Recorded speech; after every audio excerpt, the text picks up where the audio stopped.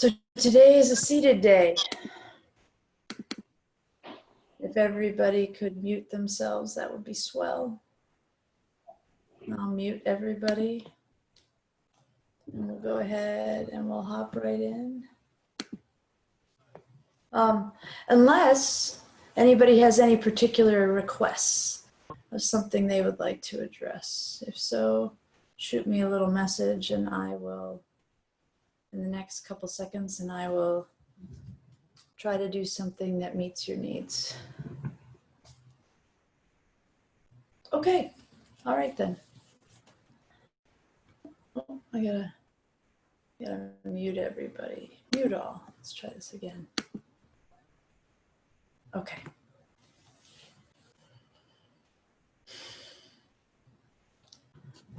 So let's find a comfortable seated posture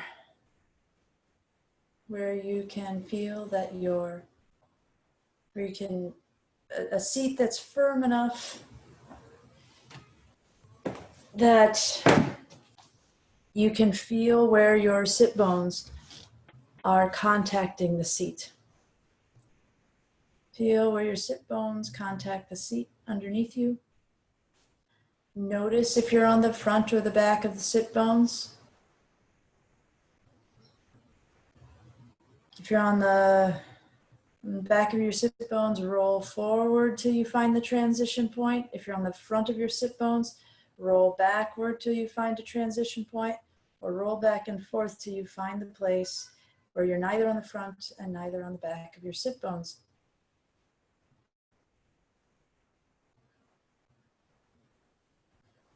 Let's get started right away with our tongue right on the roof of the mouth, touching the roof of our mouth. So there's no space between the roof of the mouth and the tongue.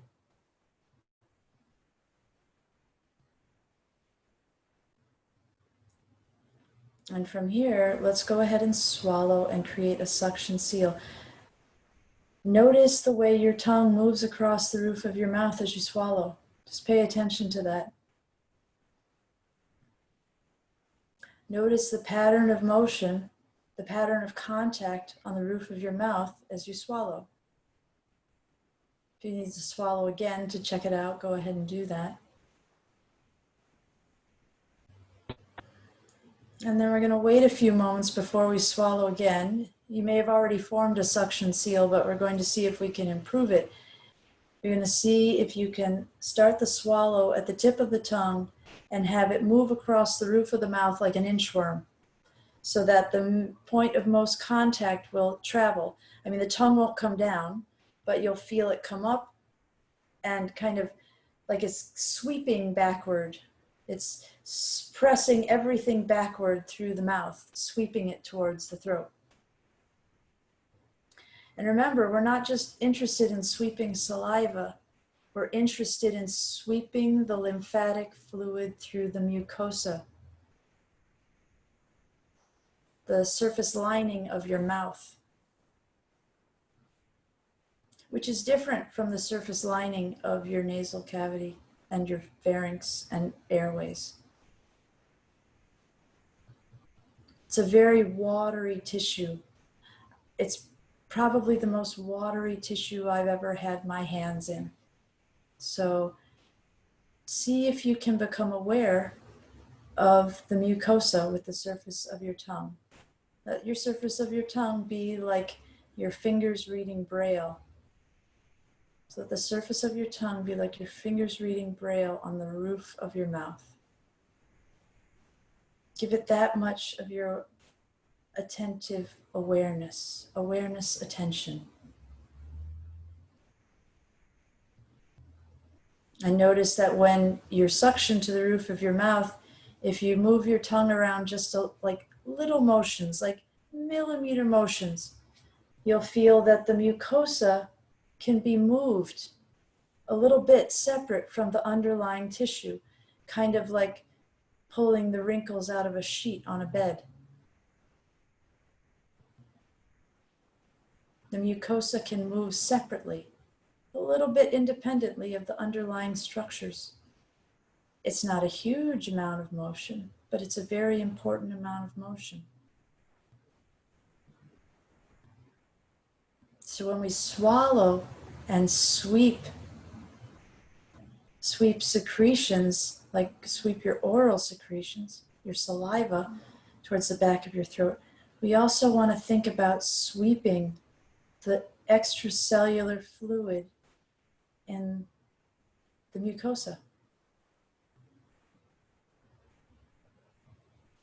So on our next, we're going to take a nice inhale here, and at the bottom of that when we exhale, when we release that nice big inhale through the organ pipes, when we get to the place where the pelvic floor is going to lift right as it's dropping and starting our inhale, we're going to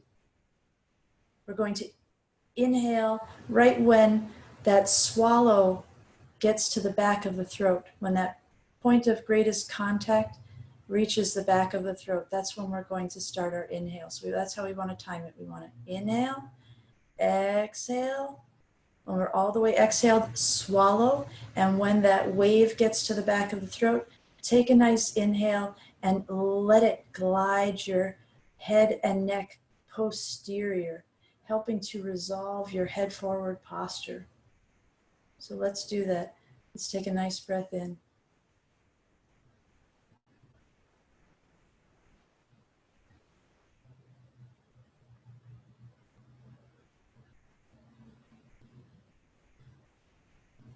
And really release through the organ pipes, let all the pressure out. You're probably going to need to swallow before I do, so swallow whenever you need to. When the pressure wave gets to the back of your throat, inhale and let it move your head and neck.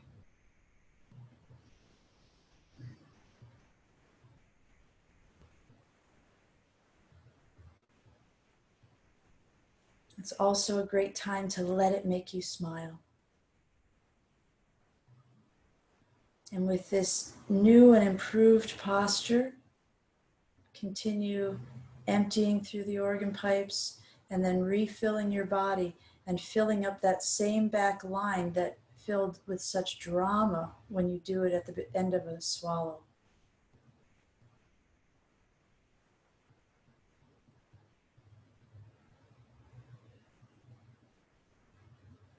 And then continue breathing from the bottom of the pelvis to the top of the chest and emptying yourself from the top of the chest down to the bottom of the pelvis. Remembering that the most important instruction when you practice breathing is to let it be as easy as possible, to let it be relaxed.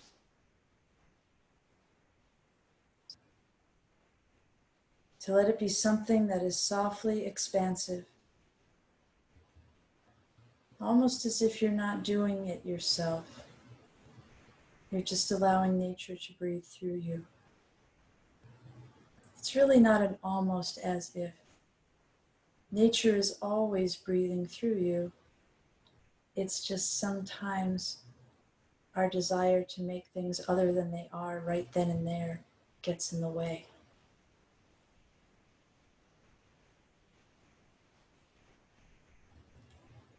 of our satisfaction. So, bottom to top, top to bottom, bringing our minds to the borders of the diaphragm where we know it's attached to the bottom of the sternum, the bottom of the rib cage, the transverse processes of L1, and the front of the lumbar spine, all the way down to L3, L4.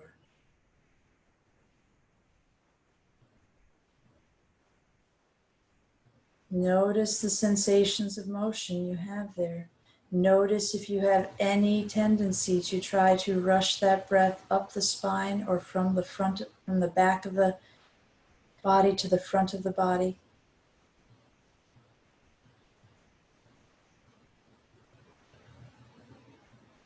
You can recognize if you hear turbulence, if you hear a place where you hear more turbulence in your breath, that's a place where you're pushing. See if you can relax through that place and simply watch the wave. Allow the wave to move through the tissues.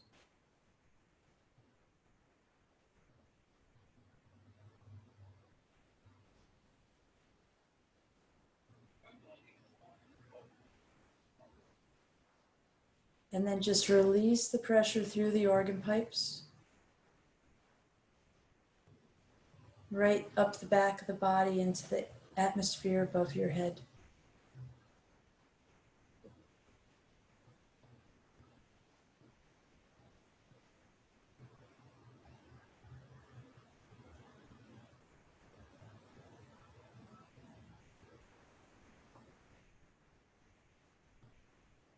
When we feel that inhale coming in, let it roll up the spine from L3, L4, let it roll up. Let the wave of contraction spread out at L1. Let it ripple around the borders of the rib cage. Let it ripple right through the muscle belly of the diaphragm from the back to the front.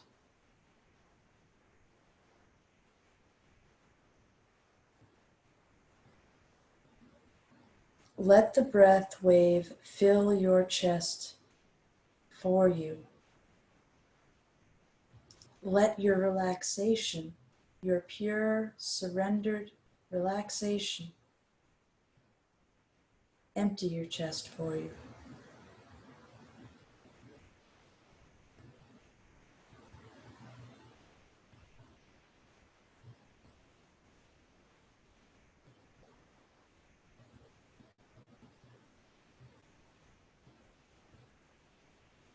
And bring your mind into the abdomen.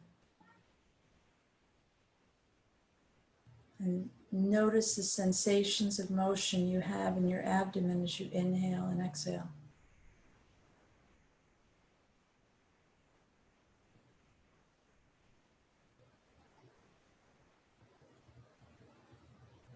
See if you can perceive sensations of motion in the abdomen. See if you can feel your organs sliding towards your head as you exhale, towards your tail as you inhale.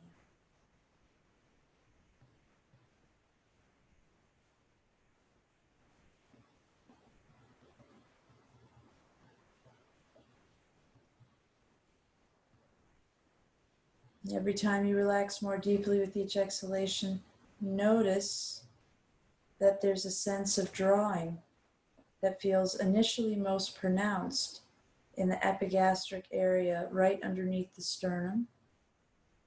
Right? Notice that that is a place where most people feel the greatest motion at first. But every time you relax more deeply with each exhalation, you'll feel that sense of drawing dropping deeper and deeper into the pelvis, below the navel and reaching all the way for the floor of the pelvis.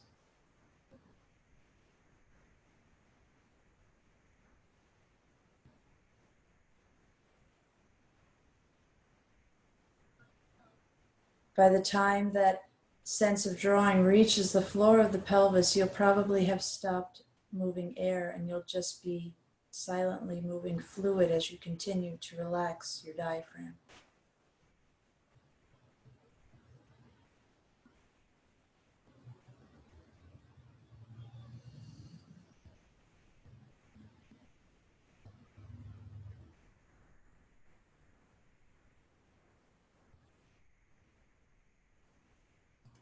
And eventually you're going to relax so deeply that you're going to feel that that sense of drawing actually touches the floor of the pelvis.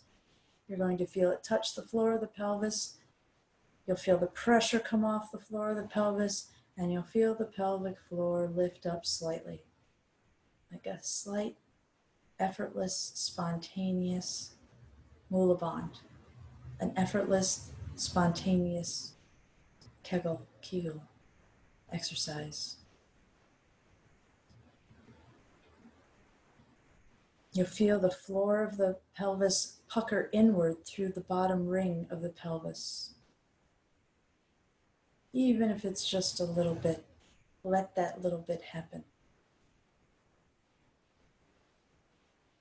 And whether it's a little or a lot, see if you can make the choice to let it happen more on your next exhale. You make that choice by choosing to relax just a few more fibers of diaphragm. Every time you relax just a few more fibers of diaphragm, you'll feel that pelvic floor lifted with increasing completeness.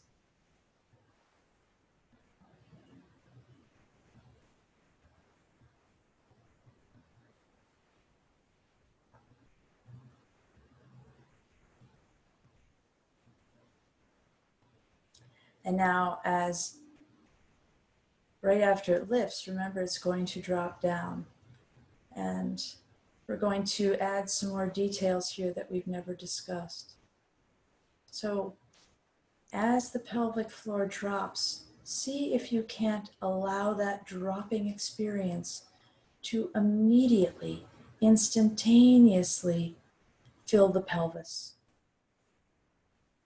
And once you feel the pelvic floor the pelvis has filled up from that dropping, see if you can allow the breath wave to come in at L3, L4, right as that filling, that instantaneous filling happens upon the dropping of the pelvic floor. But let that filling happen before the breath wave enters into L3, L4. Let that filling be complete, and it will have momentum behind it. It will have momentum behind it. And then just allow that momentum to feed right into your breath wave that comes in at L3, L4. Like you're rolling a tire along the floor, that breath wave coming in at L3, L4 is just like tapping the back of the tire again to keep it rolling. Not much effort. Certainly a lot less effort than picking up the tire that has fallen on the ground and come to complete rest.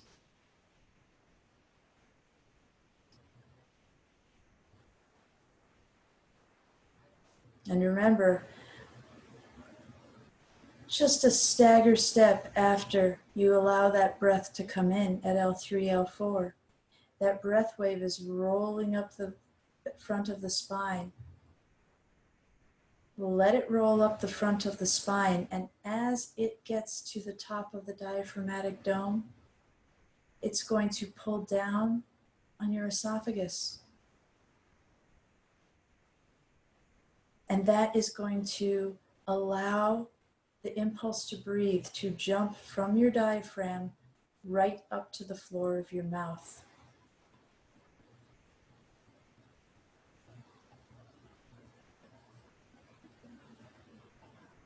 So it will actually arrive at the floor of your mouth a little bit before the breath wave that comes up from the diaphragm to the top of the chest arrives at the top of the chest. The esophagus allows that impulse to breathe to jump right up to the head and kick in the 3 central diaphragms that we know of so far. The floor of the mouth, the roof of the mouth, and the roof of the nasal cavity.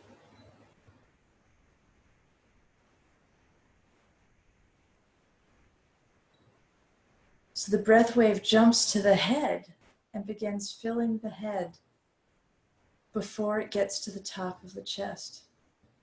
What I want you to notice now is that when you let this happen, there is a downward breath wave that happens from the head toward the chest. So the breath wave that ends up moving down from the head meets the breath wave coming up from the diaphragm, kind of right in the shoulder girdle. And I don't know if it's just me because of my particular tension patterns, but it feels like they almost meet right underneath the scapula and near the pericardium.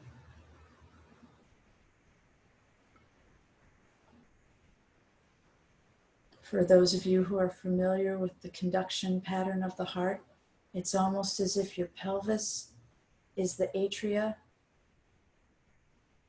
and your head and upper body, chest, abdomen and chest are your ventricular system. We'll talk about that more later. But the main thing is, let the pelvis fill first. Let that be the motion already set in motion, the wave already set in motion that comes through and is then channeled and amplified by the breath impulse coming in just behind the navel. And that shortly after that breath wave lifts up, comes up from L3, L4, it wraps around the esophagus and it jumps right through the chest to the head, allowing the breath to come down from the head at the same time it comes, allowing the expansion, let me put it that way, it allows the expansion to come down from the head at the same time that it's coming up from above the navel.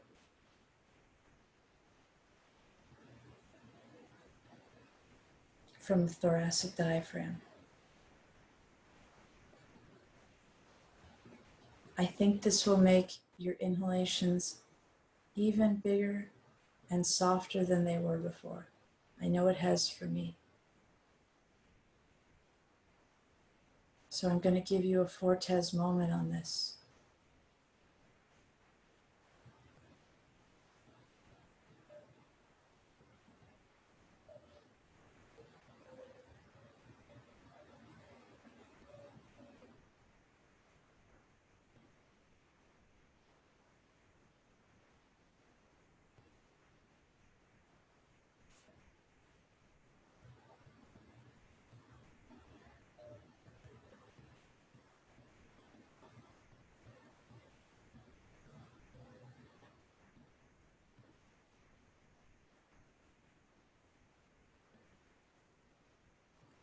Remember when the breath jumps up from the top of the diaphragm to the head, it's jumping through the esophagus, the pharynx,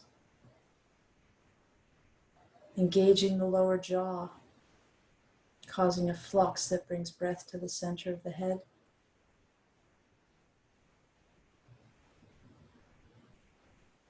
And the tongue drawn back and down as it rides inside the lower jaw,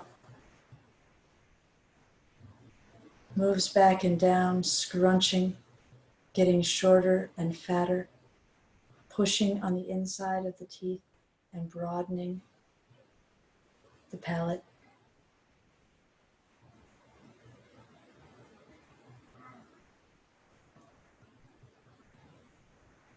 Letting the roof of the nasal cavity be so soft and relaxed, easy and light, that every time you inhale, it gets drawn down powerfully, and every time you exhale, it lifts up ecstatically, flooding the spaces between your hemispheres with a cooling illumination.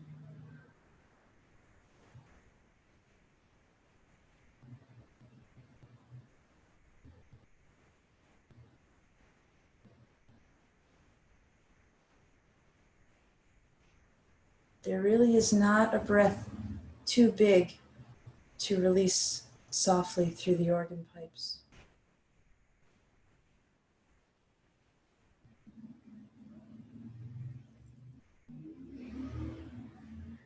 No breath too big. I think that's true.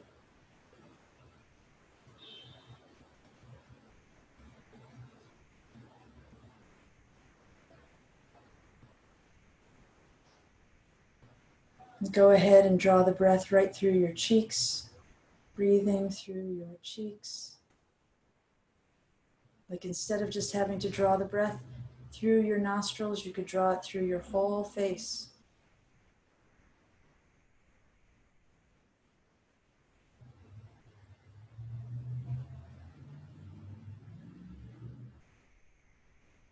And now let your eardrums move. Let them be drawn in on inhalation, let them puff back out on exhalation.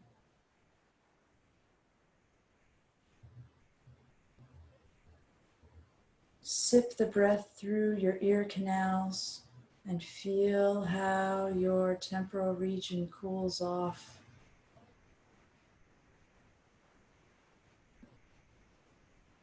Now draw the breath through the temples.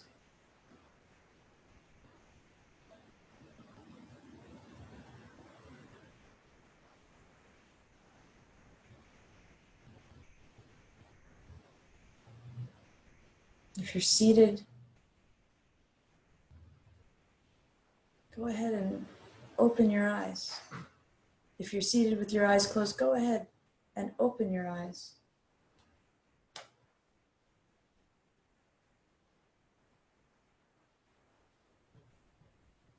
And let your awareness, let your gaze be very soft, let it be very peripheral. Let it take in the whole room around you.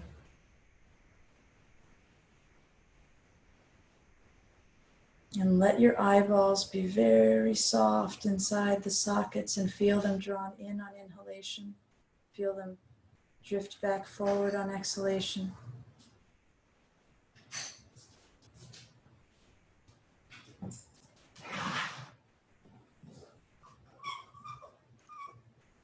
And see if you can become aware of the triple diaphragmatic complex within the eyeball, the cornea, the iris, the lens.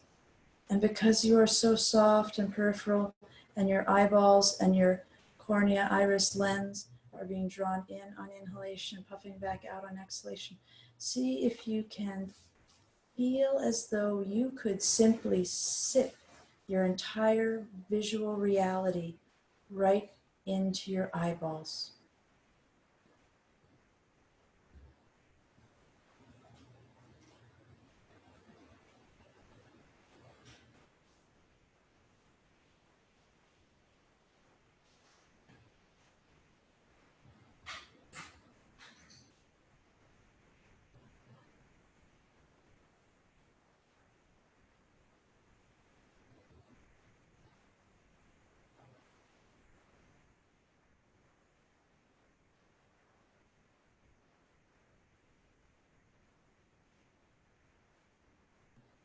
Now bring the breath in through the temples, breathe directly through the temples, and cool off your frontal lobes. Cool off the frontal lobes.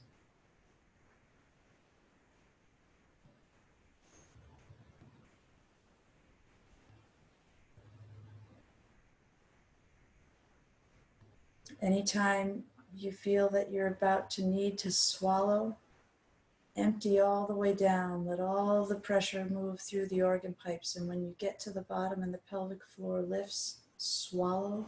And when the pressure wave gets to the back of the throat, inhale.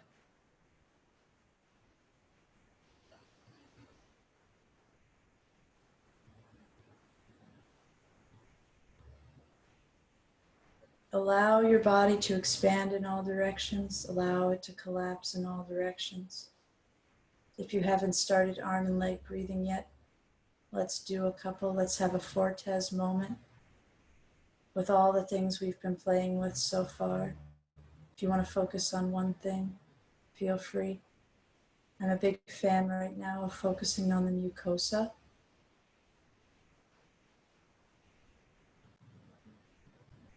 Because as the tongue moves back and down, there's a moment where the tongue takes the slack out of the mucosa before affecting the underlying structure.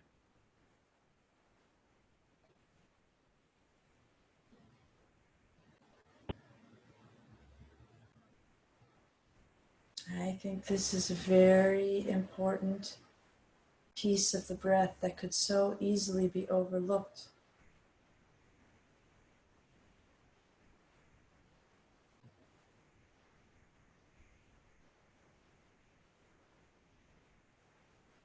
Every time you give induce that little ripple into your mucosa, you're going to break up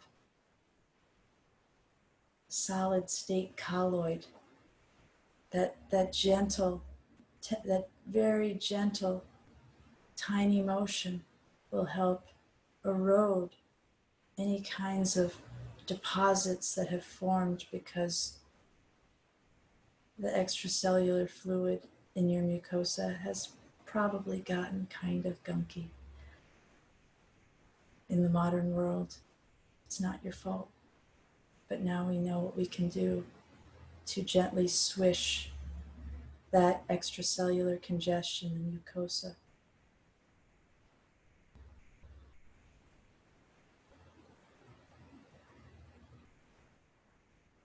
back toward the back of the throat, where it can drain down the neck and re-enter our circulation at the thoracic ducts.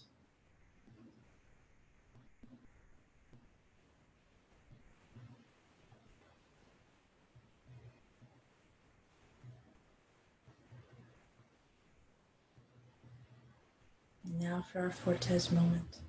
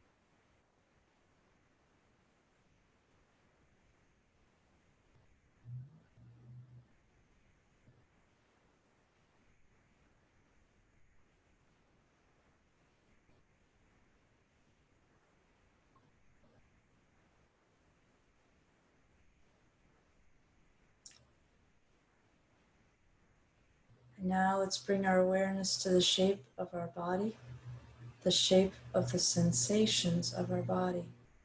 Go ahead and close your eyes for this. Feel the shape of the sensations of your body.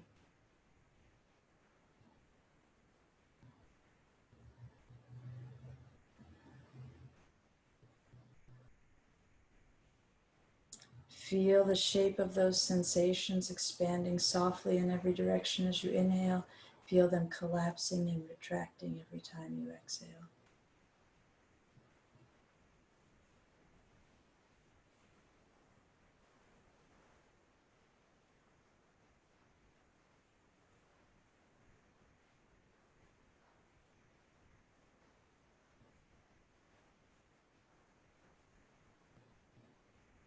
Now go ahead and allow yourself to experience your body in the context of the room in which you sit. Feel the shape of the sensations of your body in the context of the room in which you sit.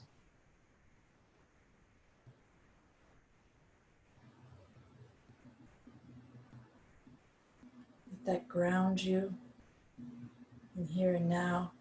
Allow your awareness to include everything outside the room in which you sit, in whatever expanding concentric circles you like. The house, the property, the neighborhood, the town, the surrounding hills.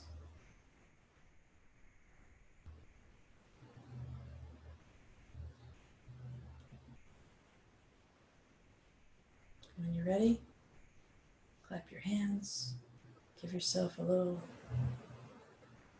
massage.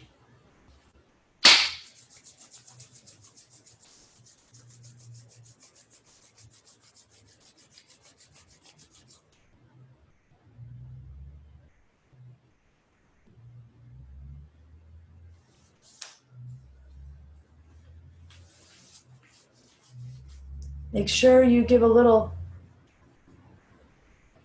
just a little rub right here, right above your clavicle. Don't rub yourself on the neck. Rub yourself here, just above your clavicle. Give a little push there. This is where your thoracic ducts are. This is what needs to be free and open so your lymph can drain back into your circulation. And you say, this is who I am, and this is who I am, and this is who I am.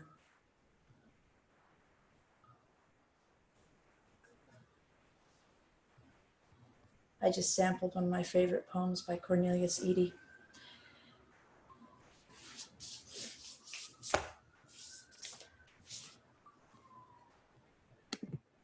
Okay, questions, comments, feedback? Any questions?